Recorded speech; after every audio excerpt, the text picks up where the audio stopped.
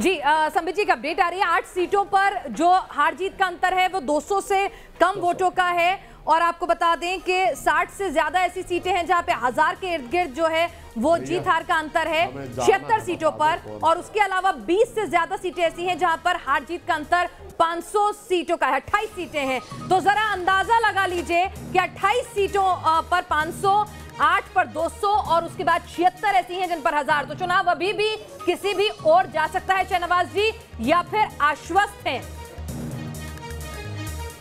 शहनवाज जी test seat बता चुके हैं दो, क्यों शहनवाज जी? 2 बताई है शहनवाज जी, लेकिन ये तो 100 से ज्यादा का आंकड़ा है जो किसी भी ओर जा सकता है।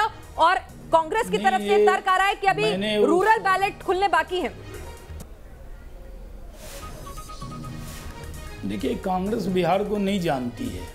बिहार में कितनी बड़ी बड़ी सिटीज़ हैं, क्या भागलपुर, पटना, मुजफ्फरपुर को छोड़ दें, गया को, तो सब जगह रूरल, कोई ऐसी सीट नहीं है जहां गांव का वोट ना हो, ब्लॉक का वोट ना हो। ये ये जो कहते हैं कई बार, जो ब्लॉक गांव बहुत बड़ी तादाद में बिहार में है। अब आप तर्क के लिए शाम तक आप ये कहते रहें गांव खुलेगा तो शहर खुलेगा, अब देखिए अब ये खुलेगा वो खुलेगा, कुछ नहीं खुलने वाला है।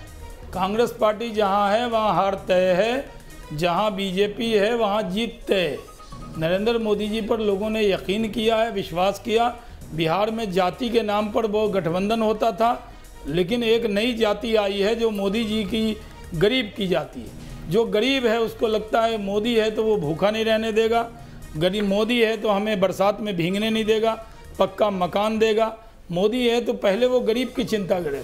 ये जो आत्मविश्वास है ना गरीब के अंदर, कि आपने देखा ना वो वीडियो बहुत वायरल हुआ था जिसमें कहा मोदी हमरा घर दे छे, मोदी हमरा पैसा दे छे, मोदी हमरा वृद्धा पेंशन दे छे, तो वोट केकरा देवे? तो गांव का आदमी कहता है जो सब कुछ मोदी जी देते हैं। इतना कनेक्ट भारतीय राजनीति में, जितना मोदी जी गरीब से कनेक्ट हैं, और मोदी जी ने गरीब को अपना परिवार मान लिया है। जब एक गरीब का बेटा प्रधानमंत्री बना तो वो जातियां वातियां टूट जाती हैं साहब। अगर कांग्रेस पार्टी और आरजेडी जोकीहाट और किशनगंज नहीं जीत सकती, जो लोग पूरे बिहार के लोग सुन रहे होंगे, मैं उनको कहना चाहता हूं, अगर किशनगंज और जोकीहाट में ये लोग नहीं जीत सकते तो कहीं नहीं जीत सकते, आप ये समझ जाइए। इसलिए ये मानकर चलिए कि आप ये भविष्यवाणी कर रहे हैं शहनवाज भाई, कांग्रेस ने ले ली, उस दिन ये दिन लद गए उन लोगों के। आप इन 2 सीटों के आधार पर ये भविष्यवाणी कर रहे हैं कि ये ट्रेंड अब परिवर्तित होने वाले नहीं है, भले से अंतर 1000 से कम था 60 सीटों में। जनाब मैंने सर मैं इन दोनों सीट का सांसद भी रहा हूं। जब मैं किशनगंज से एमपी था तो तस्लीमुद्दीन साहब का घर है जोकीहाट, और किशनगंज से मैं सांसद रहा हूं। मैंने आपको ये 2 सीटें ऐसी बताई जहां मैं एक बार लोकसभा लड़ा था तो एक बार लीड किया था किशनगंज, और जोकीहाट में भी लीड नहीं किया। अगर जोकीहाट में रंजीत यादव और किशनगंज में स्वीटी सिंह बढ़त बनाए हुए हैं, कांग्रेस से आगे हैं, आरजेडी से आगे हैं, तो आप समझिए क्या स्थिति है बिहार में। ये जो अभी दिल बहलाने के लिए, हमें मालूम है जन्नत की हकीकत, लेकिन दिल बहलाने को गालिब ये ख्याल अच्छा है, ये कह दिया जाए कि नहीं 200-500 से लड़ाई हो रही है 70 सीटों पे, ऐसा नहीं है। बहुत जगह लड़ाई बहुत अच्छी हुई, और जो भी बढ़त है वो हमारी इम्प्रूव होने वाली है। हम 130 के आंकड़े से बहुत आगे जाएंगे। बीजेपी और हम, यानी हम 121 लड़े थे, हमने अपने कोटे की सीटें दी थी सहनी जी की पार्टी को, वीआईपी पार्टी को 11 सीटें। 121 में हम 110 ही लड़े, 100 उसमें से दी, और नीतीश कुमार जी ने अपने कोटे से सीट दी थी हमको 7 सीटें। तो आप ये समझ जाइए कि हम यानी वीआईपी पार्टी और बीजेपी और जेडीयू इन सब मिला के 130 है, जिसमें हमारा परफॉर्मेंस बहुत अच्छा है, ये और इम्प्रूव होने वाला है। शहनवाज जी, विद्यानाथ झा बोल रहा हूं। जो लोग कह रहे हैं गांव खोलने वाला है, वो इस भ्रम में है कि हम शहर की पार्टी हैं। जी हम गांव की पार्टी हैं। मैं भागलपुर गया था, मैं कहलगांव गया और उस पूरे इलाके में मैं घूमा। मैं सुल्तानगंज भी गया था। वहां मैंने देखा कि विकास की अगर बात करें बिहार में, तो बिहार में बाकी जगहों पर विकास अलग दिखाई देता है, और उस क्षेत्र में जहां से आप भी आते हैं उस क्षेत्र में विकास बहुत पीछे छूटता हुआ नजर आता है। लेकिन एक बात जो मुझे वहां समझ में आई थी कि मोदी की योजनाएं, केंद्र सरकार की योजनाओं से लोग खुश थे, तो आपको लग रहा है कि विकास मुद्दा नहीं है बिहार में, सिर्फ मोदी जी मुद्दा है, मोदी जी की योजनाएं हैं वो मुद्दा है? नहीं, विकास देखिए, अच्छा आप भागलपुर गए थे, मैं भागलपुर का आपको बता दूं, पिरपैती हम लीड कर रहे हैं, बिहपुर लीड कर रहे हैं, भागलपुर टाउन लीड कर रहे हैं, नाथनगर लीड कर रहे हैं, हम लोग गोपालपुर भी लीड कर रहे हैं। भागलपुर में सबसे अच्छा परफॉर्मेंस हो रहा है, पहले आपको ये बता दूं सूचना। दूसरी बात ये बता दूं कि जो आप रोड की बात कर रहे हैं, NH80 पर जो भागलपुर से मिर्ज़ा चौकी है, वो रोड क्योंकि 4 लेन अलग से बनना, उसका रिपेयर दिक्कत था, इसलिए आपको एक रोड के अलावा और कुछ खराब नहीं दिखा होगा। वो NH मेन रोड है, क्योंकि अलग से अलाइनमेंट होना है और इस पर लोड बहुत है। नहीं, मैं शहनवाज जी ये पूछना चाहता हूं कि बिहार में नीतीश कुमार जी ने जो विकास किया वो अलग, और मोदी जी ने जो केंद्र की तरफ से योजनाएं भेजी वो अलग। मोदी जी की योजनाएं काम कर गई हैं इस बार बिहार में, क्या आपको भी ऐसा लगता है? देखिए, नीतीश जी और मोदी जी अलग कहाँ हैं जनाब, एक गठबंधन में हम काम कर रहे हैं। हम बिहार में भी सरकार में 15 साल में 1.5 साल अगर लालटेन वालों को हटा दें तो उसके बाद हम उनके साथ ही हैं, तो हम उनसे अलग नहीं हैं। नीतीश कुमार बोलें या बीजेपी बोलें, हम लोग बहुत ईमानदार लोग हैं। गठबंधन जिससे करते हैं ईमानदारी से करते हैं। हमारे गठबंधन में बिहार के नेता नीतीश कुमार जी हैं, और पूरे नीतीश कुमार जी और JDU और हम पार्टी और VIP पार्टी पर आशीर्वाद जो ध्वज है ऊपर, वो नरेंद्र मोदी जी का है, उनका आशीर्वाद है। तो इसलिए ये सब चर्चा अलग वाली हम नहीं सुन सकते। हम बड़ी ईमानदारी से काम करने वाले लोग हैं साहब। ठीक है, संबित पात्रा जी भारतीय जनता पार्टी का कार्यकर्ता कभी किसी से दगा नहीं करता। तो एक सवाल विद्या संबित जी से लेना चाहूंगा। संबित जी, अगर अच्छा लग रहा है, अगर यही ट्रेंड होता है तो इसके 4 बड़े टेकअवेज आप क्या लेके जाएंगे? अगर NDA स्पष्ट बहुमत से वहां सरकार बना लेता है तो नेशनल लेवल पर इसका क्या इंपैक्ट पड़ेगा, और 4 बड़े टेकअवेज बिहार इलेक्शन के क्या होंगे? देखिए, पहली बात तो है, मैं आप कह दूं कि चूंकि 1 बजे किसी और चैनल में हूं, तो इसलिए यथाशीघ्र समाप्त करके आपसे अनुमति लूंगा। 4 बड़े टेकअवेज। नंबर 1, जो मैंने कहा कि ये सबसे टेस्टिंग टाइम पे चुनाव हो रहे हैं। कोविड के प्रबंधन के बीच में इस प्रकार का चुनाव करवा पाना होना, इसके लिए मैं इलेक्शन कमीशन को भी धन्यवाद दूंगा, और बिहार की जनता की परिपक्वता को, और जिस प्रकार से प्रधानमंत्री नरेंद्र मोदी जी ने कोविड का मैनेजमेंट किया है, कहीं ना कहीं आज जनता ने केवल बिहार में नहीं अपितु पूरे भारतवर्ष में जहां जहां बाइपोल हो रहा है, एक स्टैंप लगा दिया है कि प्रधानमंत्री जी ने ठीक किया है। नंबर 2, देखिए, मैं इसमें कहना चाहूँगा, ये जो परफॉर्मेंस रहा है, 80 करोड़ जनता के घर तक राशन पहुँचाना छठ पर्व तक, और लोगों को किसी भी कीमत पर परेशान नहीं होने देना, ये मोस्ट इम्पॉर्टेंट फैक्टर रहा है बनिस्बत जिसको लेकर विपक्ष लड़ रहा था। विपक्ष कहीं ना कहीं अपीजमेंट, तुष्टीकरण की राजनीति और कास्ट बेस्ड की MY फैक्टर के आधार पर चुनाव लड़ना, ये विपक्ष का फेल्योर रहा है। और जो अभी शहनवाज जी ने कहा, अर्बन और रूरल में रूरल वोट जो है वो बीजेपी के पक्ष में जा रही है। मैं आपको एक बात समझा दूं यहाँ पर कि अर्बन वोट्स में मुख्यतः क्या विषय होता है। अर्बन वोटिंग में मुख्यतः विषय होता है नौकरी का, जिसको अंग्रेजी में जॉब्स कहते हैं, एम्प्लॉयमेंट कहते हैं। पूरा का पूरा विपक्ष का नैरेटिव इस विषय को लेकर था कि हम आएंगे अगर सत्ता में तो 10 लाख नौकरी तत्क्षणात अपने पहले कैबिनेट की बैठक में दे देंगे। आप बताइए, नौकरी पियून बनना, ऑफिसर बनना, ये तो शहर के लोगों का ज़्यादातर रुझान रहता है ना, उसको देखकर शहर के लोग वोट करते हैं। मतलब अर्बन वोटर जो है ये जुमले में फंसा नहीं, ये 10 लाख वाला जॉब्स के जुमले में फंसा नहीं। वहीं जो रूरल वोटर है वो क्या देख के वोट करेगा कि हमको राशन मिला, हमको सिलेंडर मिला है, मनरेगा में बढ़ाकर रेट दिया है, हम अपने किसी और शहर से अपने गांव में लौट के आए और वहां मनरेगा के माध्यम से हमको नौकरी देने का काम मोदी जी ने किया है। रूरल डब्बे जब खुलेंगे आप देखिएगा वो पूरी की पूरी तरह से भाजपा के पक्ष में रहेगी। ये हमारे टेक्स है। मगर मैं अंत में फिर भी कहूंगा कि अभी हम सबको बहुत ही संयमित रूप से आगे बढ़ना है। अभी कौन किस करवट बैठ रहा है ये 4-5 बजे तक थोड़ा बहुत सॉलिडिफाई होगा। इसलिए ना बहुत उत्तेजित और ना ही हतोत्साहित, शांत भाव से संयम के साथ आगे बढ़े। बहुत बहुत धन्यवाद। ठीक है, सभी इस 243 सीटों के रुझान सामने आ चुके हैं। संबित जी आपका बहुत बहुत धन्यवाद। शहनवाज जी हमारे साथ बने हुए हैं। विद्या, क्या है अभी तक की ब्रेकिंग न्यूज? लेकिन बड़ी खबर यह है कि अभी भी बहुत सारी सीटें ऐसी हैं जहां पर कांटे की टक्कर चल रही है। बिहार में सभी 243 सीटों के रुझान आ गए हैं, लेकिन बहुत सारी सीटें ऐसी हैं जहां पर 1000 वोटों का अंतर है, कहीं 500 वोटों का अंतर है रुझान में। हालांकि एनडीए को बहुमत जो है स्पष्ट तौर पर दिखाई दे रहा है। 130 सीट बीजेपी प्लस को और आरजेडी प्लस को 100 सीटों पर अभी रुझान में बढ़त है। लेकिन बड़ी बात यह है कि देखिए दीपक जी, हम सुबह से लगातार, और बिहार भी मैं गया था, तब से लेकर अब तक हम यही कह रहे हैं कि देखिए हम प्रामाणिक तरीके से कोई भी बात कहते हैं, हम ग्राउंड जीरो पर उतरकर कोई भी बात कहते हैं। और हमने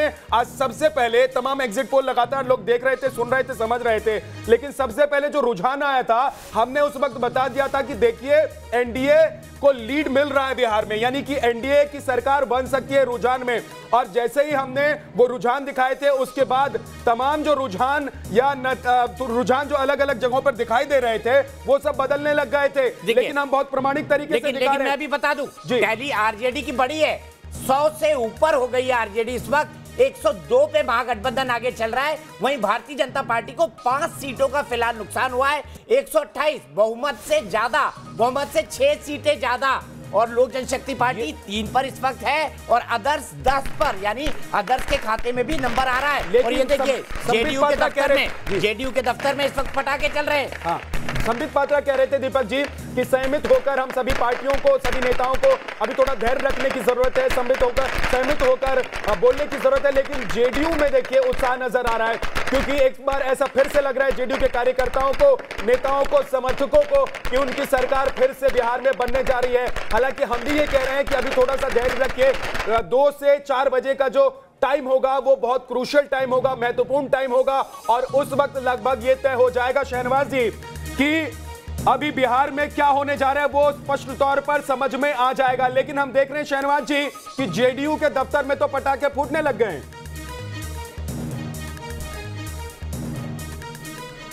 देखिए, हम जीत रहे हैं, इसमें कोई शक नहीं है।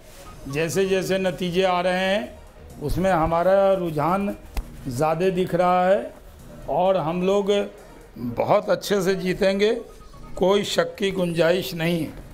मैं मानता हूं कि मैं न्यूज़ नेशन पे बाद में थोड़ी देर बाद बैठूंगा, पूरी सरकार बना के बैठने वाला हूं। आपको मैं विश्वास करता हूं कि जितने भी एग्जिट पोल थे वो फेल हो गए। तो गरीबों का साथ हमारे साथ है, विश्वास है, नीतीश कुमार जी का काम है, नरेंद्र मोदी जी का आशीर्वाद है, और हम इस चुनाव को अच्छे से जीतने वाले हैं। डॉक्टर अजय उपाध्याय जी कांग्रेस से हमारे साथ जुड़ गए। डॉक्टर अजय उपाध्याय, अभी भी उम्मीद कर रहे हैं या आपको लग रहा है कि भाई इस बार भी गाड़ी जाते जाते स्टेशन से छूट गई हमारी?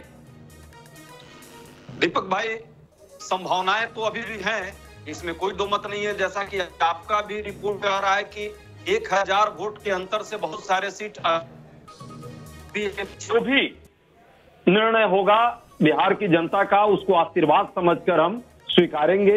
न हम जीत में, विजय में, और न ही हम पराजय में कोई अपनी विनम्रता को खोएंगे। ये सच्चाई है। जहां तक बात है काम करने की, तो बिहार में जो एजेंडा हम लोगों ने दिया है, रोजगार का एजेंडा है, बेहतर शिक्षा और स्वास्थ्य का एजेंडा है, नियोजित शिक्षकों के अधिकार का एजेंडा है, या महिलाओं के उत्थान का एजेंडा है, वो एजेंडा हम सदैव लेकर आगे बढ़ेंगे। हमारी सरकार आएगी तो भी, हमारी सरकार नहीं आई और हम विपक्ष में भी रहें तो बिना थके, बिना हारे उस काम को ईमानदारी से जनहित में निभाने का काम करेंगे। ठीक है, आपको लगता है, लेकिन मुझे लग रहा है कि डॉक्टर अजय उपाध्याय जी धीरे धीरे इस बात को एक्सेप्ट कर रहे हैं कि मामला जो है स्टेशन से ट्रेन पे बैठते बैठते ट्रेन छूटती जा रही है। अजय उपाध्याय जी, आपकी वाणी से यह प्रतीत हो रहा है मुझे। दीपक भाई, आप एक मजे हुए पत्रकार हैं और कितने दिनों से आप रिपोर्टिंग कर रहे हैं। राजनीति में तो एक संभावनाओं का खेल है, राजनीति में कुछ भी संभव है, और सभी संभावनाओं को शिरोधार्य होकर के स्वीकारना चाहिए। चाहे जीत हो या पराजय हो, उन्मादी नहीं होना चाहिए, जीत में और पराजय में भी हतोत्साहित नहीं होना चाहिए। ये मेरी व्यक्तिगत सोच है और मुझे लगता है पार्टी भी इसी डायरेक्शन में आगे बढ़ेगी और हम सभी लोग मिल करके बिहार की जनता के कल्याण के लिए, उत्थान के लिए काम करेंगे। लेकिन एक बात जरूर कहूंगा, नीतीश कुमार जी की व्यक्तिगत हार आपके अभी के से रिपोर्ट में दिख रहे हैं, इसको नीतीश कुमार जी को व्यक्तिगत तौर पर स्वीकारना होगा। लेकिन अजय जी, मैं अगर आपसे ये सवाल पूछता हूं कि आपके आसपास है नीतीश कुमार, और आपका अपनी बात तो बहुत करिए। खराब है, बहुत खराब है आपका स्ट्राइक रेट अजय जी। नहीं नहीं नहीं नहीं, ये मुझे लगता है कि ये शायद आपको स्ट्राइक रेट का प्रतिशत निकालना होगा पुनः। हमारी पिछली बार कितनी सीट पे चुनाव लड़े थे और कितना जीते थे? देखिए अभी निकाल देता हूं मैं। 41 पे लड़े थे और 27 जीते थे। 41 पे लड़े थे, आप 27 जीते थे, और इस बार 70 पे लड़ रहे हैं और 12 जीत रहे हैं। देखिए 12 पर आगे चल रहे हैं, अभी 12 या 18 पर। आप ऐसा दीपक भाई, आप ऐसा ना इंसाफी कांग्रेस के साथ नहीं कीजिए। अभी फाइनल टैली आने दीजिए, हम कम से कम 19-20 तो मिनिमम रहेंगे। मतलब पिछले बार के मुकाबले इस बार आपका परफॉर्मेंस और खराब होने वाला है, ये आप स्वीकार कर रहे हैं? नहीं, देखिए हार तो जेडीयू के साथ भी बहुत सीट आई है, 71 सीट पे थी, आज कहां है आप देख रहे हैं। आरजेडी को भी यदि अभी के आंकड़े को आप देखेंगे तो वो भी कम है। अजय जी, क्या आप इस बात से खुश हैं कि जेडीयू की सीटें कम हो रही हैं, या आपको ऐसा लग रहा है कि आपकी सीटें भी कम हो गई, जेडीयू की भी कम हो गई, तो चलिए चलता है? नहीं, ऐसा नहीं है। हार यदि कम होती है तो निश्चित तौर पे हार हम मानेंगे, इसको स्वीकारेंगे, इसमें कोई दो मत नहीं है। सच्चाई को स्वीकारना ही चाहिए। सच्चाई को स्वीकारने से आदमी कभी और पार्टी कभी छोटी नहीं होती है। और यदि हमारी जनता ने हमको आशीर्वाद दिया, आगे बढ़ेंगे, तो उसे भी आपके सामने रहेगा। मैं ये जरूर कहूंगा कि 2-3 घंटे की बात है, अंतिम दौर का जब तक नहीं रिजल्ट आता है, मुझे लगता है हमें इस बात का पूरा भरोसा है कि भाजपा के भी एक बजे हुए लीडर यहाँ हैं जो ऑलरेडी चुनावी राजनीति में रहे हैं, उन्हें भी इसका आभास है और हम लोग जैसे आप जैसे पत्रकार को भी इसका आभास है कि जब मार्जिन बहुत कम है, 1000 के कम मार्जिन से बहुत सारे सीट है, तो अभी मुझे लगता है कि ज्यादातर ही होगी किसी को पूरी तरह से मैंने दौर से बाहर कर देना। आर.के. सिन्हा जी, भारतीय जनता पार्टी के वरिष्ठ नेता, वो भी हमारे साथ जुड़ गए हैं। सिन्हा साहब, आपकी जानकारी क्या कहती है? क्या ये लीड बरकरार रहेगी या इस लीड से पीछे होने वाला है एनडीए? आपकी जानकारी क्या कह रही है, क्योंकि आपके पास भी इलेक्शन कमीशन के बराबर ही सोर्सेस है बिहार में। नहीं, वो तो ठीक है, संबंध तो सबसे हैं ही, लेकिन ये चुनाव अभी बहुत ही अच्छा चुनाव हो रहा है, टफ हो रहा है, और इसमें तो जब तक कि आखिरी राउंड तक काउंटिंग नहीं हो जाए, एकदम से किसी को कहना ये सही नहीं होगा। क्योंकि ऐसे चुनाव जो मैंने देखे, मैं तो 1967 से सारे चुनाव को देख रहा हूँ, रिपोर्ट भी कर रहा हूँ एज जर्नलिस्ट भी, और कवर भी कर रहा हूँ, एनालाइज भी कर रहा हूँ, एज पॉलिटिकल लीडर भी देख रहा हूँ। तो जब कभी ऐसे चुनाव होते हैं तो हम लोगों को थोड़ा सब्र से इंतजार करना चाहिए। क्या मैं आपका खुद का प्रेडिक्शन जानना चाहता हूं। आर.के. सिन्हा एक खाटी पत्रकार और एक खाटी उद्योगपति का अनुभव क्या कहता है? आपको क्या लगता है, एनडीए निकाल लेगी इस बार भी? मुझे तो लगता है कि अंततः एनडीए सफल हो जाएगी, और लेकिन मैं ये कहना चाहूँगा, बिहार की जनता को धन्यवाद देना चाहूँगा, सभी राजनीतिक दलों को धन्यवाद देना चाहूँगा कि ये चुनाव बहुत ढंग से हुआ, और इस चुनाव में काफ़ी दिनों के बाद मुद्दों पर बात हुई है, और ये सभी लोगों ने, चाहे वो दिल से मुद्दे उनको प्रिय हों या नहीं हों, लोगों ने कहा है, विकास की बात की है। एक बार 1967 में जब डॉक्टर राम मनोहर लोहिया उपाध्याय ने मिलके कांग्रेस विरोध में एक संयुक्त विधायक दल बनाया था, और वो उस समय जो माहौल था, लगभग वैसा ही माहौल यहाँ पे आज के दिन में देखने को मिला है। ठीक है सिन्हा साहब, देखिए आपके ही सहयोगी अभिषेक झा हमारे साथ जुड़ गए हैं जेडीयू से। अभिषेक झा, क्या आपको लग रहा है कि आपने जो काम किया है पिछले 15 साल में या पिछले 5 साल में जो करके दिखाया है, उसका नतीजा ये रुझानों में दिखाई दे रहा है? निश्चित रूप से हमने जब भी बात की है, एनडीए ने जब भी बात की है, तो विकास आधारित जो मुद्दे रहे हैं उन्हीं पर बात। संपर्क टूट गया अभिषेक जैसे, लेकिन आरके सिन्हा साहब एक बार फिर से आपके पास आता हूं मैं, और मैं ये जानना चाहूंगा आपसे कि क्या लग रहा है आपको कि ये नीतीश सरकार की जीत है या बीजेपी ने बहुत ज्यादा बढ़त बनाई है अभी तक रुझानों में?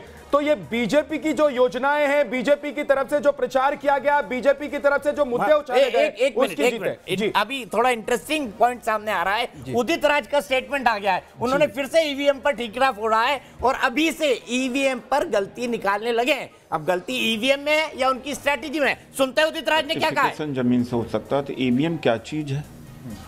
और अभी बड़ौदा जो हरियाणा में चुनाव हो रहा था तो ब्लूटूथ से वो जो कोडिंग थी 1 2 3 4 जो भी कोडिंग थी उससे लड़के जो है हैक कर रहे थे और वोटिंग डाला, वो पकड़े गए हैं। तो ईवीएम जनतंत्र के लिए, ये नहीं कि केवल बिहार के चुनाव को देखते हुए, मैं पहले से कह रहा हूँ। आज कहना और भी तार्किक है, अगर पहले मैं कहता तो अलग बात है। पहले 10 बार कहा हूँ, आज इसलिए भी कहा कि मौका और दस्तूर भी है। तो सर ऐसा तो नहीं कहेंगे कि जिस तरह से एनडीए आगे चला गया उनका अपने सिगोफा छोड़ देगा, ये कह रहे हैं कि अब एनडीए जीत रहा है तो ईवीएम। हाँ, एक कारण यह भी है, एक कारण यह भी है क्योंकि जहाँ बीजेपी और जेडीयू के कैंडिडेट को लोग सुन नहीं रहे थे, मार मार करके दौड़ा रहे थे, मोदी जी की रैलियाँ फ्लॉप थी और नीतीश जी को तो कोई सुनने को तैयार नहीं था और कई जगहों पे जनता ने बहुत रोष भी प्रकट किया है। ऐसी परिस्थिति में तो 200 सीटों के आसपास अगर महागठबंधन चला जाता तो कोई ताजुब नहीं होना चाहिए था। मैं खुद देखा था कि हर गांव में, हर गली में, हर नुक्कड़ में विरोध। तो ये वोट कहाँ से मिल रहा है? कोई ना कोई गड़बड़ी मुझे तो नज़र आती है इसमें।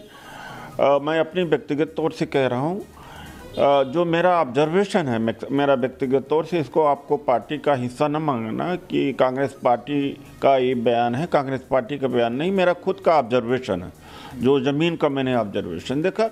और ईवीएम का मेरा आज से नहीं, जब कांग्रेस में नहीं था तब से मैं कहता चला आ रहा हूँ कि जब 32 देशों ने ईवीएम को त्यागा है, जापान ने, जर्मनी ने, अमेरिका ने और तमाम देशों ने ईवीएम को पहले अपनाया, उसके बाद में त्यागा। उनकी तो इतनी एडवांस टेक्नोलॉजी है कि अगर आप मोबाइल लेके बैठे हुए हैं तो आपका CIA आपको पूरी कन्वर्सेशन को सुन सकता है, पूरी गतिविधि को देख सकता है। आपका मोबाइल, एक फिल्म भी बनी हुई है CIA के ऊपर बनी हुई। तो आप ये जो इंटरनेट टेक्नोलॉजी है और सोशल मीडिया की टेक्नोलॉजी है, ये तो भरोसा किए ही। देखिए, बहुत राज्य और उनकी थ्योरी, एक से एक थ्योरी, CIA बातचीत सुन सकता है, बहुत दिलचस्प बात करते हैं। लेकिन अजय उपाध्याय जी, ये सेल्फ गोल क्यों करते हैं? अपनी तरफ ही क्यों गोल मारते हैं बार बार उदित राज जी? और इन्होंने तो ईवीएम को जो है मुन्नी और शीला से ज्यादा बदनाम कर दिया है। देखिए दीपक भाई, इन्होंने जो अभी सुना अपने सारा वाक्य, तो निश्चित तौर पे उन्होंने अंतिम में एक बात जरूर कही कि इनका वो व्यक्तिगत राय है और उदित राज जी का व्यक्तिगत राय। अब अगर गलती से आप जीत गए, गलती से आप जीत गए तो क्या होगा? दीपक जी, व्यक्ति तो उन्हीं के हैं ना, कांग्रेस के ही हैं। इस मामले में स्पष्टवादिता के साथ कह रहा हूं जी, स्पष्टवादिता के साथ कह रहा हूं कि ये उनकी व्यक्तिगत राय हो सकती है, पार्टी की राय नहीं। पर आप भी तो ईवीएम पर सवाल उठाते रहे। 2019 के लोकसभा इलेक्शन में शाम को काउंटिंग से पहले आपने तो ईवीएम को खारिज कर दिया था पूरी तरह से। नहीं, ईवीएम पर हमारी जो चर्चा चुनाव से पहले हुई थी, सुप्रीम कोर्ट ने उस पर निर्णय दिया कि पहले उसकी वोटिंग और उसकी काउंटिंग होनी चाहिए। काउंटिंग नहीं हो पाई, बाद में कराएंगे।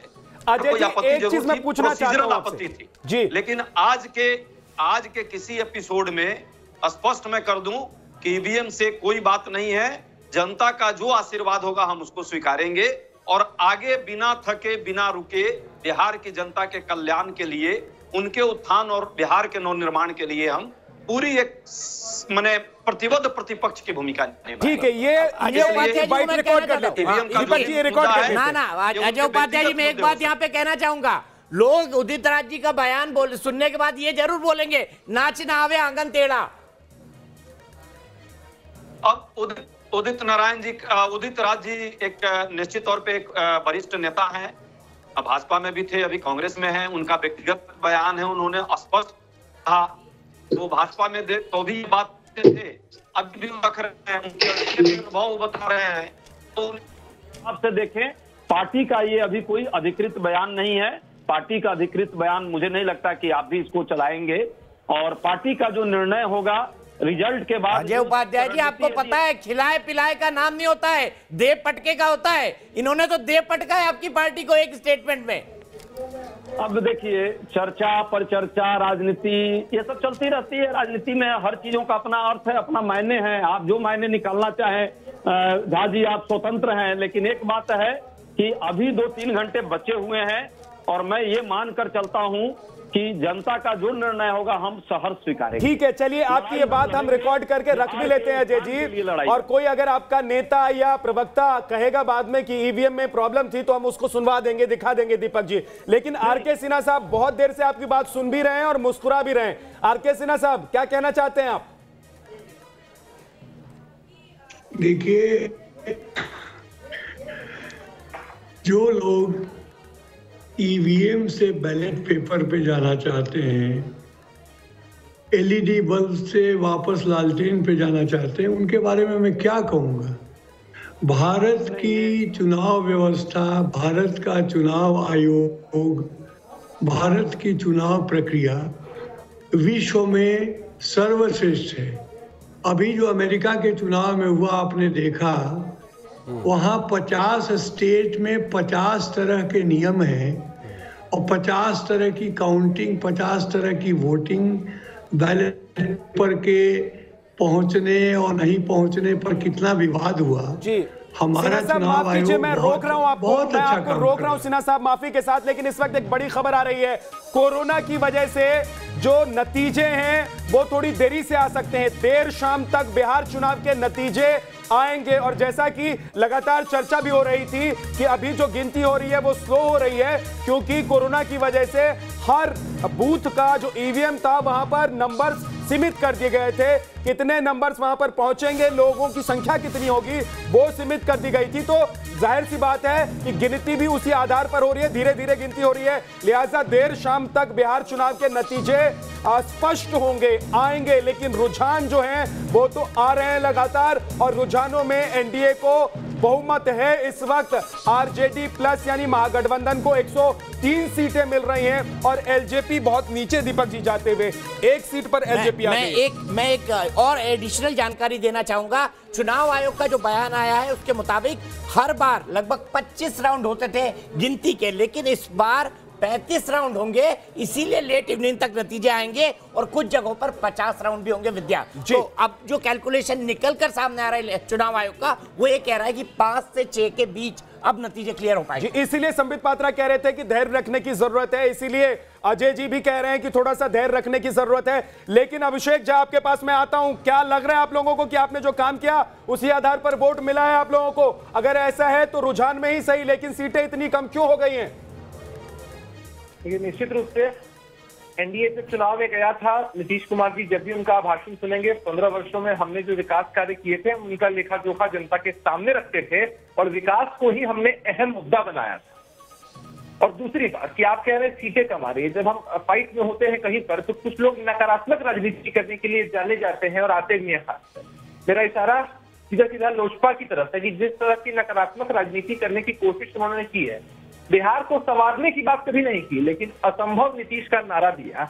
अरे अब तो यह बात समझ में आ ही रही होगी सबको कि जो महागठबंधन के साथी कहते थे कि चुपचाप लालटेन छाप, ये तो उल्टा पड़ गया भैया, कि चुपचाप जो हमारे चुप्पा और साइलेंट वोटर्स थे बिहार के, कहीं ना कहीं उन लोगों ने तीर छाप या कमल छाप या कढ़ाई छाप या नाव छाप पर अपना वोट दे दिया है सीधा सीधा। लेकिन सिन्हा साहब कई जगहों पर मैं पहुंचा, वहां मैंने देखा कई विधानसभाओं में बिहार में जब चुनाव चल रहा था उस वक्त मैं पहुंचा था, मैंने देखा था कि बहुत सारी सीटें ऐसी थी जहां पर एलजेपी के कैंडिडेट ऐसा लग रहा था कि सिर्फ वोट काटने के लिए उतारे गए हैं। उनके पास कैंडिडेट कहां थे? आप एक स्टेटमेंट से समझिए मेरे, इस चुनाव में ऐसा था कि दागी भरोसे लालटेन था, दागियों को टिकट देना था लालटेन को यानी आरजेडी को, और बागी भरोसे बंगला था। बागी भरोसे बंगला मतलब इन लोगों ने बागियों को टिकट दिया। आप मेरी बात समझ पा रहे होंगे कि दागी भरोसे लालटेन और बागी भरोसे बंगला था। तो ये तो सिचुएशन में ये लोग चुनाव लड़ रहे थे। इन लोगों की मंशा थी कि हम जनता को कंफ्यूज करें, लेकिन एट द एंड अभिषेक मैं अतिशाह में नहीं कह रहा हूं, लेकिन ये बात सच है। आप अपनी बात को दुरुस्त तरीके से कहना चाहते हैं, लेकिन मैं आपके सहयोगी से ही सवाल पूछ रहा हूं, आरके सिन्हा साहब से मैं सवाल पूछ रहा हूं। सिन्हा साहब, कई जगहों पर, कई विधानसभा पर मैं पहुंचा, वहां पर मैंने देखा कि एलजेपी के जो कैंडिडेट थे, सही बात है, या तो वो बीजेपी के बागी कैंडिडेट थे या ऐसा लग रहा था कि इसलिए उतारा गया है कि वो वोट कम से कम काट सके। ऐसा क्यों हुआ? मैं नहीं समझता हूं कि इसलिए उतारा गया है, लेकिन हाँ ये बात सही है कि बीजेपी के कुछ बागी एलजेपी ने चुनाव लड़वाया है। एलजेपी की जो भी शिकायत थी वो मुख्य रूप से माननीय मुख्यमंत्री नीतीश कुमार जी के साथ व्यक्तिगत थी। उनके वो रामविलास पासवान के राज्यसभा के चुनाव के समय से चल रहा था मामला। अब उसमें कोई पूरे एनडीए को इन्वॉल्व होने की बात भी नहीं थी। ये जरूर दुखद हुआ कि हम लोग उस चीज को सुलझा नहीं पाए। अगर सुलझा लेते और मिलजुल के लड़ते तो और बढ़िया करते। अजय जी, बिहार में ऐसा मौका आप लोगों को मिला था, कई जगहों पर लोगों से मेरी बात हो रही थी तो वो बीजेपी के सपोर्टर हो गए थे, पुराने कांग्रेसी थे, बाद में वो बीजेपी के सपोर्टर हो गए थे, लेकिन अब वो चाह रहे थे कि उन्हें अच्छा कैंडिडेट मिले तो वो कांग्रेस के लिए वोट कर सकते हैं। क्या आप लोगों ने अपने उम्मीदवारों को उतारने में गलती कर दी? क्या आप लोगों ने अपनी रणनीति बनाने में चूक कर दी, इसलिए पिछली बार के मुकाबले और नीचे आ गए हैं इस बार आप लोग?